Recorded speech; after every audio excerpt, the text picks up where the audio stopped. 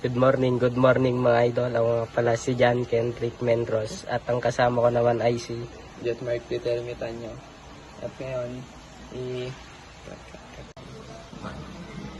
kung ang given ay constant number, ang magiging sagot nito ay 0. Kung ganito naman ang given, multiply ang exponent sa 1/6, 6 times 1. After that, bawasan ng isa ang exponent plus 6 minus 1. sa rule number 3 naman. Sa pagkuha ng derivative, ipag-multiply ang leading coefficient sa exponent 3 minus 1.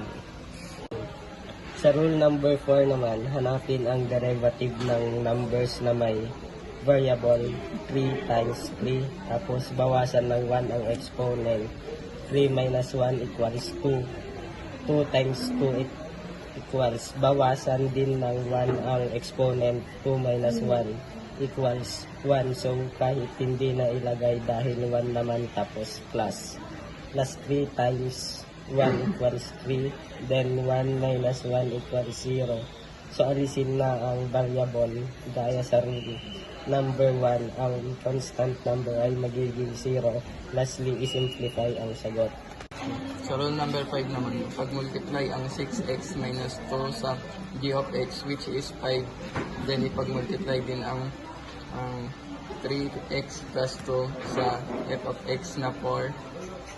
Pagkatapos nito, ipag-multiply tayo ay magko-combine like terms para makuha ang final answer.